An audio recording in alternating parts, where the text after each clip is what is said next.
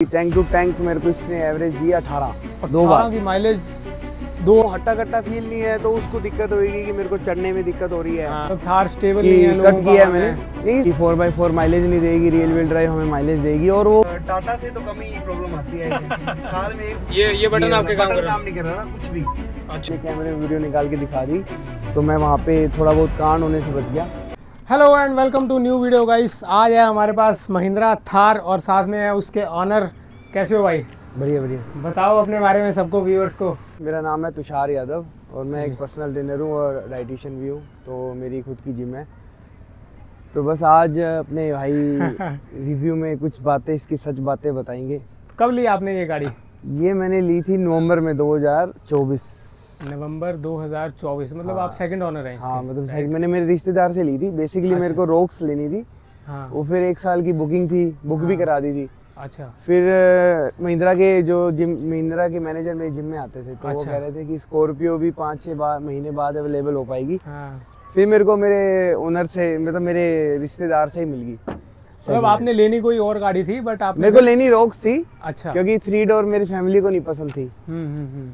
और कहीं ना कहीं 2022 से 2020 में जब से लॉन्च हुई थी मेरे को थार ही लेनी थी, फैमिली करके मुझे रोक्स पे जाना पड़ा। थार ही क्यों लेनी थी? सबका ये एक बहुत रहता है कि थार है तो थार। पता नहीं ऐसा कि भाई मेरे आंखों के सामने अगर BMW भी आ जाए, क्योंकि अगर जिस रेट में मैंने ये ली है उस रेट में मेरे को एक अच्छी खासी Audi A6 मिल जाती। अच्छा। या और बढ़िया गाड़ी मिल जाती, बट नहीं मेरे को ये थार ही लेनी थी, मेरे दिल में लगी हुई थी कि भी और गाड़ी ऐसे है कि हाँ लेनी है तो यही लेनी है, बस ये लगी हुई थी। तो कितने की ली आपने ये गाड़ी? आपने जैसे बताया जैसे बहुत महंगी पड़ी क्या आपको? ये मेरे को ये एक्चुअल में 24,000 किलोमीटर चली हुई थी बस। अच्छा। तो इसकी सेकंड सर्विस हुई थी। थर्ड कौन सा मॉडल है ये? 2022 जिनसे लिए मैंने वो उनके पास 3-4 गाड़ियां थी तो वो बहुत कम चलाते थे। अच्छा अच्छा। सरसा की है लोकल। अच्छा अच्छा। तो ये मेरे को पड़ी 14 की और फिर ये मैंने नंबर अलग से लिया 50,000 का। अच्छा VIP नंबर लगाया हुआ है। हाँ। और तो ये उनका लगा हुआ था पहले? नहीं मैंने लिया ये। मैंने उनका लगा हुआ था, उन्होंने उनसे मैंने खरीदा। पेड लिया। हाँ नंबर तो पेड ही होता है ऑब्वियसली। फिर कुछ चीजें चेंज इसमें कराई है जो आप बात करेंगे अभी। हाँ, तो ये कितने की पड़ी आपको? ये मेरे को 14 की पड़ी प्लस नंबर, तो 14.5 मान लो। 4x4 ऑटोमेटिक है आपके पास? 4x4 automatic. तो आपने इससे पहले फिर कोई और गाड़ी नहीं देखी कि यार कहीं से सेकंड हैंड स्कॉर्पियो एन मिल जाए? नहीं स्कॉर्पियो एन ढूंढी मैंने पर मेरे को मिली नहीं। स्कॉर्पियो लेता तो फिर मैं नहीं लेता। लेनी तो ये भी नहीं थी बट फैमिली नहीं मान रही थी तो फिर रोक्स लेनी पड़ी, और रोक्स के लिए 1 साल की वेटिंग। फिर आपने कैसे बनाया फैमिली को? क्योंकि थार लेने का डिसीजन बनाना थोड़ा मुश्किल है। आपका मन होता है लेकिन फैमिली को मनाना ही थोड़ा मुश्किल होता है, क्योंकि मैं भी एक थार ओनर हूँ तो मुझे पता है मैंने अपने घर पे कैसे मनाया था थार लेने के लिए। तो आपकी क्या स्टोरी है? मेरी तो बेसिकली यही स्टोरी है कि भी मेरी फैमिली ज़्यादा मेरे घर से बाहर जाती नहीं है। मॉम डैड पापा रिटायर हो गए हैं तो अच्छा। मम्मा ज़्यादा घर से जाती नहीं, साल में कभी एक बार चले गए तो ठीक है। और मेरा भी काम ऐसा है कि 5 महीने हो गए मेरे को इस गाड़ी को लिए हुए, मैंने सिर्फ इसको 3,000 किलोमीटर चलाई है। अच्छा। सिर्फ 3,000। तो इस करके मैं हमारा इतना होता नहीं है बाहर जाना। मैं संडे को बाहर निकाल ली या फिर कोई छोटा मोटा काम है, ऐसा नहीं है कि इसमें मैं आपको एक स्टोरी बताऊंगा अभी। तो बस ऐसा नहीं है कि इसमें 4 जने नहीं बैठ सकते और बैग वो नहीं डाल सकते। तो ब्लैक कलर आपने लिया, ब्लैक को मेंटेन करना कैसा लगा आपको? नहीं बैग मैंने ना एक बेसिकली थोड़ा टफ है ब्लैक को मेंटेन करना। ये मैं सुनना चाहता था। में आपको इसकी क्लीनिंग करनी पड़ती है तो बहुत टफ है। मैं एक दिन में एक बार इसका एक डस्टर लाया हुआ है, वो डस्टर मारा जिससे साफ हो जाती है, वरना तो बहुत टफ है। हर 7 दिन में इसको धुआओ।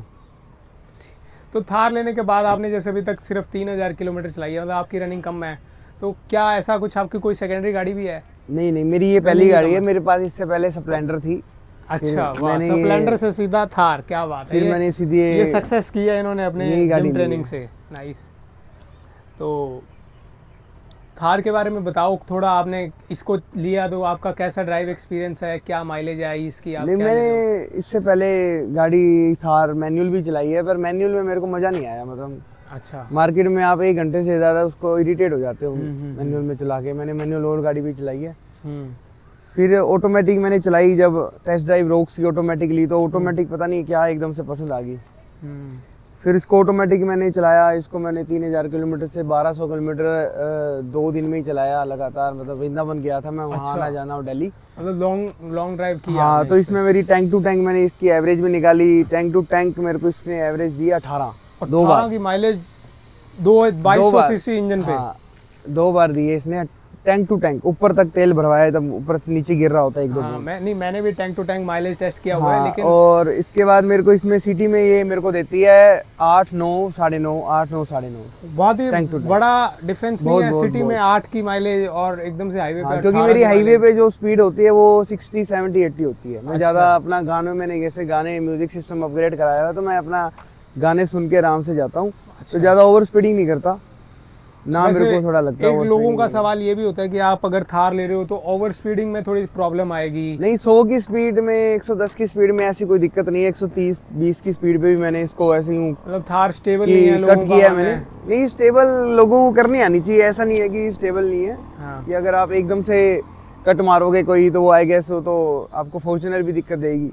एसयूवी में रहती है, बॉडी रोल थोड़ा रहता है, बॉडी रोल तो रहता है, पर मैं इजीली इसको हैंडल कर लेता हूँ क्योंकि मेरे को पंगा नहीं होता कि कब बॉडी रोल हो रहा है तो किस टाइम ब्रेक मारनी है, कब एक्सीलेटर देना है। तो मुझे ऐसे आज तक कभी बॉडी रोल की बहुत ही कम चली है। आपने गाड़ी पूरी स्टॉक रखी हुई है या कुछ इसमें मॉडिफाई करवाया? नहीं, मैंने इसमें जैसे आपको मैंने बताया कि मैंने नंबर प्लेट चेंज करा रखी है, मैंने ग्रिल चेंज कराई है, लाइटें चेंज कराई है, एंड देन उसके बाद मैंने अपनी पीछे की बैक लाइट चेंज कराई है। बैक लाइट्स वो अब दिखा देना उसमें। तो बैक लाइट चेंज कराई है, उसके बाद म्यूजिक सिस्टम चेंज कराया हुआ है, एंड देन उसके बाद अंडर बॉडी लाइट लगाई हुई है, वो भी दिखा देंगे आपको अंडर बॉडी लाइट रात को कैसे दिखती है। एंड उसके बाद सबसे मेनली मैंने कैमरा लगाया हुआ है गाड़ी के अंदर, डैश कैम आगे और पीछे दोनों। डैश कैम आजकल बहुत ही चल रहे हैं, तो आपने कौन सा लगवाया? नहीं, मेरे को थोड़ा 70 MI का कंपनी है ये, मेरे को 20,000 का डैश कैम पड़ा। अच्छा, क्वालिटी ठीक है? क्वालिटी अभी मैंने जैसे आपको दिखाई थी, अब की वीडियो में अभी आ जाएगी। तो इसकी 1 मिनट की वीडियो 180-90 MB की बनती है फ्रंट कैमरे से, और बैक जो कैमरा है इसका वो है 1080p। अच्छा, फिर तो अच्छी क्वालिटी है, बहुत ज्यादा। एक स्टोरी आप अभी बताने की कोशिश कर रहे थे, वो क्या स्टोरी? हाँ, जैसे कि मैं स्टोरी यही बता रहा था कि जी 4 जने इसमें बैठे हैं, तो मेरा दोस्त और उनकी मम्मा बैठे थे और 1 जन और बैठा था। हम 4 जने वृंदावन गए थे फुल स्टॉक सामान के साथ।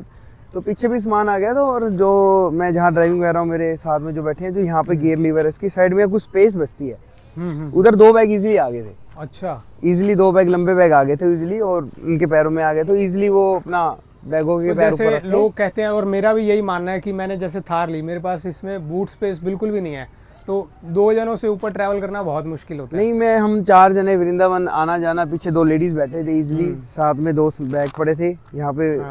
मान लो प्रिंस भाई बैठे, मैं यहाँ बैठा हूँ, गियर से जस्ट थोड़े पीछे 2 बैग पड़े हैं, उनके 2 नीचे बैग पड़े हैं, उन्होंने आराम से पैर करके अपनी सीटों को पीछे करके आराम से लेट के जा रहे हैं वो। तो ऐसा कुछ प्रॉब्लम नहीं आई हमें। और उसी टाइम हाईवे पे मेरे को डैश कैम बहुत काम आया कि पीछे कौन सी गाड़ी, कौन सा ट्रक कितनी स्पीड में आ रहा है, कब मेरे को ओवरटेक कर लेना चाहिए, कब नहीं करना चाहिए। और इवन मेरे को अभी शहर में भी डैश कैम का बहुत मदद मिला है कि अगर मेरी कोई गलती नहीं है और किसी और की गलती की वजह से कोई गिर गया था, तो मैंने कैमरे में वीडियो निकाल के दिखा दी, तो मैं वहाँ पे थोड़ा बहुत कांड होने से बच गया। चलो, वो तो ये बहुत फायदा होता है डैश कैम, आपकी सेफ्टी के लिए है, आपको नहीं पता चलेगा पर कब कुछ कांड हो जाए, बिल्कुल, तो आपके पास सबूत रहता है। चलें अब गाड़ी के चलते हैं अंदर, देखते हैं इन्होंने क्या मॉडिफिकेशंस करवाई है, और चलते हैं फिर। इसका ऑफ रोड का भी एक बार ना थोड़ा चेक करते हैं। मेरे आपका ना माइक गले पे भिड़ रहा है, शायद आवाज़ पता नहीं कैसी आ रही है। बाकी तो आपने क्या इसमें और मॉडिफाई करवाया है? मॉडिफाई तो जैसे ये तो नॉर्मल मैंने अपना जिम का नाम लिखवाया हुआ है। अच्छा, तो ये जॉन जिम लाइटें चेंज कराई हैं मैंने, और पूरी लाइटें, ये क्रॉस लाइट्स आजकल बहुत ट्रेंडिंग में चल रही है। मैंने नहीं, और भी बहुत डिजाइन थे पर मेरे को ये पसंद थी। उसके बाद मैंने बेस ट्यूब भी लगा रखी है। अच्छा, तो अब ये बेस ट्यूब लगा दी तो आपका बूट स्पेस तो हाँ, मतलब बेस ट्यूब भी लगा रखी है और थोड़े स्पीकर्स भी चेंज करा रखे हैं, तो काफी अच्छी आवाज बन जाती है। और यहाँ पे अंडर बॉडी लाइट लगा रखी है, वो आपको मैं अभी क्लिप में रात की क्लिप्स में डाल देना।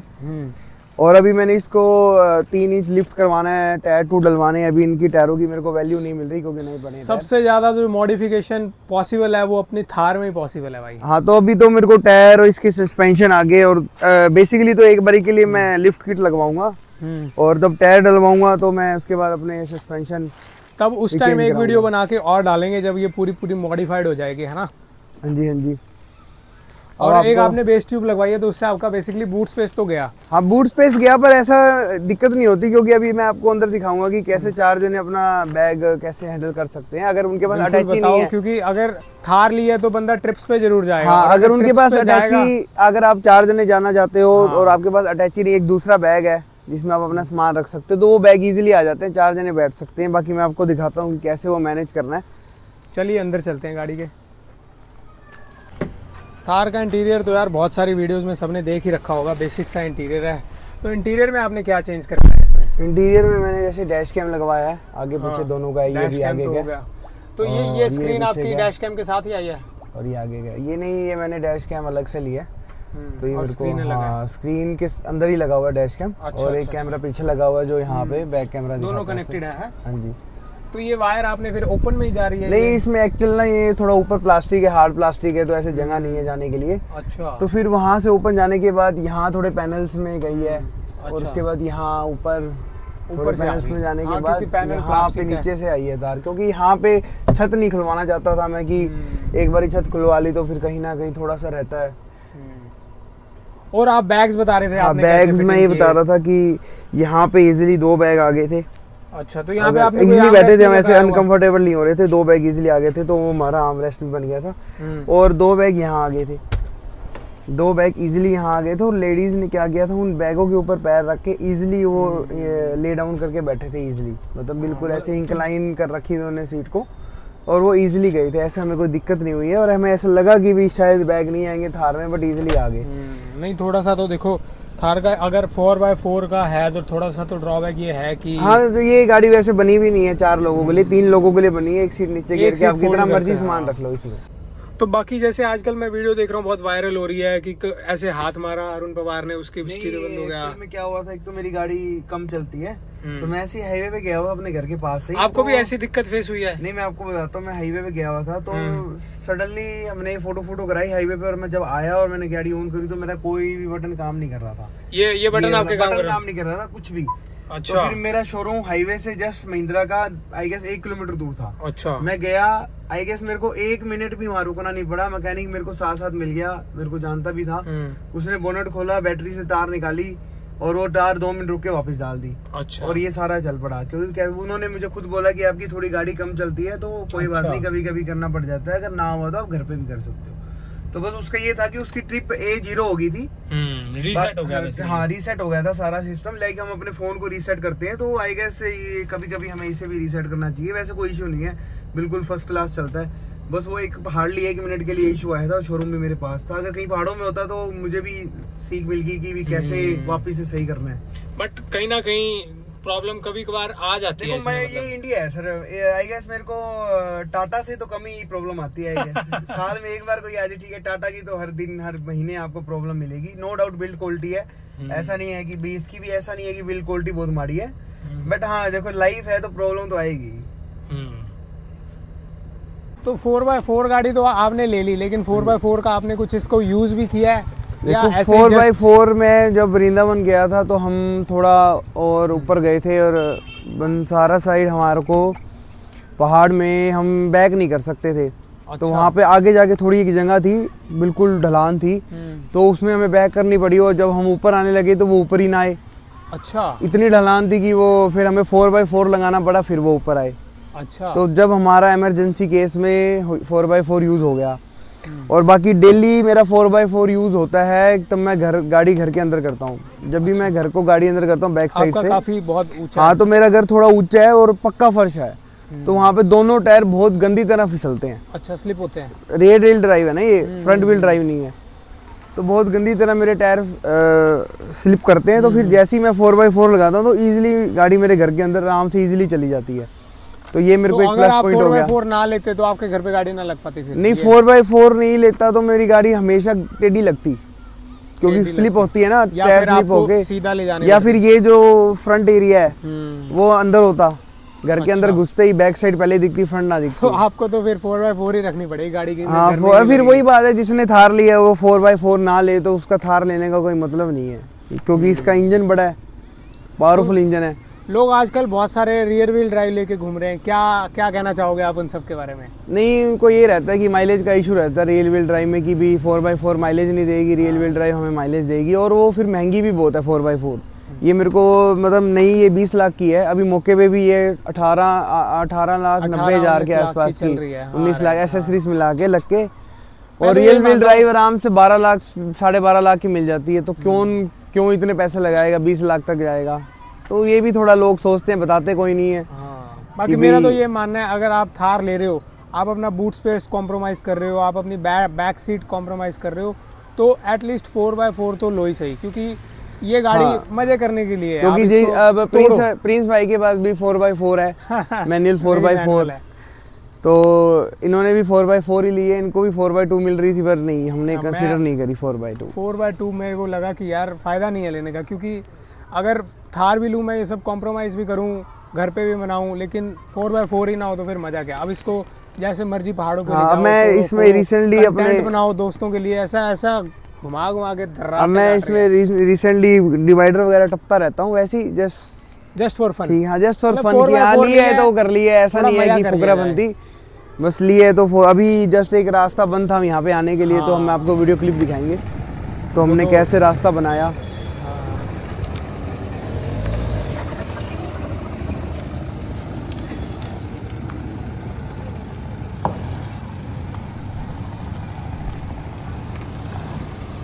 तो अब बात करते हैं, आपने थार लिया है, आपकी रनिंग कम है, डीजल गाड़ी है, एक ना एक दिन तो आपको बेचनी पड़ेगी, तो कितने टाइम तक रखने का प्लान है आपका? तो गाड़ी को 3 साल हुए हैं, बाकी मैं इसको रखूँगा, क्योंकि जिन लोगों के पास, जिनकी मैंने हैरियर सफारी भी चलाई है, जिन लोगों के पास वो गाड़ी है, उन्होंने भी मेरी गाड़ी चलाई है, तो उनको ऐसा नहीं है कि पसंद नहीं आई, 110% उन गाड़ी को उनको पसंद आई है। जस्ट बिकॉज ऑफ वो फैमिली के इशू करके नहीं ले सकते, और मेरे पास एक एडवांटेज था कि मेरी फैमिली ज़्यादा नहीं जाती, तो मैं ले सकता हूँ। बाकी इसको मैं एटलीस्ट रखूँगा 10-12 साल तो रखूँगा, कोई और गाड़ी ले लूँगा। 10-12 साल रखने का प्लान है आपका? इसको नहीं बेचूंगा, कोई और ले लूँगा, क्योंकि ये आपकी फर्स्ट गाड़ी है इसलिए। हाँ, इसको नहीं बेचूंगा, पहली गाड़ी से प्यार तो अभी तो इसमें मैंने सस्पेंशन वगैरह, टायर वगैरह सारा कुछ अपग्रेड कराना है एकदम। रिसेंटली मेरी बात चल रही है अभी टायर वाली दुकान से, तो देखते हैं क्या बनती है बात। टायर आपका अपग्रेड कराना है? हाँ, टायर और सस्पेंशन वगैरह भी सारा कुछ। तो थार में तो जितनी मॉडिफिकेशन करवा लो दोस्तों कम है, जितना पैसा डाल लो उतना डलता जाएगा, तो मुझे पता लग गया लेने के बाद, क्योंकि थार लेना आसान है, उसको पालना और भी मुश्किल है, क्योंकि जब इसकी आपने इसकी सर्विस करवाई एक भी? नहीं, अभी तक मैंने इसकी सर्विस नहीं कराई, अभी ये कुछ 24,000 किलोमीटर पे ली थी मैंने, और ये अभी 27,000 किलोमीटर चली है, वो भी नहीं चली अभी सेटिस्फाई, तो 30,000 पे मैं इसकी सर्विस कराऊंगा। तो सर्विस एक्सपीरियंस मैं बता देता हूँ दोस्तों को। हाँ, इन्होंने जस्ट अभी अपनी गाड़ी की सर्विस मैंने सब सर्विस करवाई। एक तो महिंद्रा का मुझे ये लगा कि भाई आपको एक दिन पहले अपॉइंटमेंट लेनी पड़ेगी, ऐसा नहीं है कि आपने आज सर्विस करवानी है तो आप जाओ सर्विस करवाओ और वापस आओ, आपको पहले एक दिन अपॉइंटमेंट लेनी पड़ेगी, जब आपको अपॉइंटमेंट मिलेगी आपको गाड़ी लेके जानी पड़ेगी। और लगभग मेरी 70,000 किलोमीटर वाली सर्विस हुई है, उसमें मेरा 11,000 रुपये का बिल बना है, जिसमें मेरा मोबिल ऑयल चेंज हुआ, डिफरेंशियल ऑयल चेंज हुआ, मतलब ठीक है। अगर कोई और आम गाड़ी भी लेते हैं तो उसकी भी 7-8 हज़ार के करीब सर्विस पहुंचती है। इजीली तो इसका थोड़ा इंजन बड़ा है और मेरे कुछ फिल्टर ज़्यादा चेंज हुए, तो 11,000 रुपये में मुझे लगा कि ठीक है सर्विस पर ये एक ऐसी गाड़ी है कि अगर आप पहाड़ों में जा रहे हो और वहाँ बर्फ है और वहाँ पे 4x4 तो यूज़ होगा ही होगा। और कई जगह तो ऐसी हैं 4x4 के बिना तो आपकी गाड़ियों को ऊपर जाने ही नहीं देते। बिल्कुल उस टाइम पे प्राउड फील होता है कि हमारी 4x4 है, हम आगे जा रहे हैं। पर ऐसा नहीं है कि जो गाड़ी ये कर सकती है और कोई गाड़ी नहीं कर सकती। अगर आपकी फैमिली में 2 जने हैं और 3 जने हैं ज़्यादातर घूमने वाले, ज़्यादातर, तो ये गाड़ी तो बेस्ट है। कुछ भी करा लो, कुछ सामान रख लो इसके अंदर। कोई कौन फील हुआ आपको कि यार ये चीज़ अच्छी नहीं लगी? बाकी सब तो अच्छा ही है, सब अच्छा। देखो, अगर जो बंदा है यार, जो गाड़ी चला रहा है इस बंदा, जो भी बंदा है, उस अगर वो हट्टा कट्टा फील नहीं है तो उसको दिक्कत होगी कि मेरे को चढ़ने में दिक्कत हो रही है। उसको तो पहले जिम जाना चाहिए अगर वो है। अगर जो हट्टा कट्टा बंदा है उसके लिए आई गेस मेरे को नहीं लगता, क्योंकि मैंने 1200 किलोमीटर चलाई ऑटोमेटिक गाड़ी में, ट्रैफिक में भी और वहाँ पे भी मैं बिल्कुल भी नहीं थका सिर्फ नींद से, कि मेरे को नींद आ रही है बस। तो वैसे बिल्कुल 1% नहीं थका। लेग्स के बहुत ज़्यादा, मेरी 6 फुट 3 इंच हाइट है, तो मेरे को लेग का स्पेस बहुत ज़्यादा मिलता है ना, मेरे को दूसरी गाड़ी में मिलता। सीडान में तो भूल ही जाओ, पीछे वाला बैठ सकता है क्योंकि सीट बहुत ज़्यादा पीछे करनी पड़ती है मेरे को। बाकी इसका कौन मुझे ऐसा कुछ नहीं लगा अभी तक, मेरे को कोई ऐसे इशू भी नहीं आया कि मेरे को सर्विस पे जाना पड़े। तो अभी तक मैं ऐसा कौन बताऊं। आप हैप्पी हो फिर गाड़ी से? मैं टोटली फुल्ली सेटिस्फाई हूँ कि भी हाँ, अगर मेरे को अगली गाड़ी भी कोई लेनी होगी तो मैं महिंद्रा पे जाओगे? महिंद्रा की कोई थार जैसी कोई गाड़ी लूंगा। कोई इशू आएगा तो उसको क्लियर आउट करेंगे। हाँ, लाइफ में हमारे बहुत इशू आते हैं, हम उनको सही करते हैं। इसका भी कोई इशू आएगा तो उसको भी सही करेंगे। बहुत बढ़िया बात कही हमने कि चलती का नाम गाड़ी है। तो ठीक है दोस्तों, यही था थार 4x4 ऑटोमेटिक का ऑनरशिप रिव्यू। अगर आपको वीडियो अच्छी लगी हो तो लाइक करो, शेयर करो, और अगर आपको भी ऐसा गाड़ी का ऑनरशिप रिव्यू करवाना है तो कमेंट बॉक्स में कमेंट करें, मैं आपको रीच आउट करूंगा और फिर हम बनाते हैं एक अगला ऑनरशिप रिव्यू। ठीक है गाइस, मिलते हैं नेक्स्ट वीडियो में।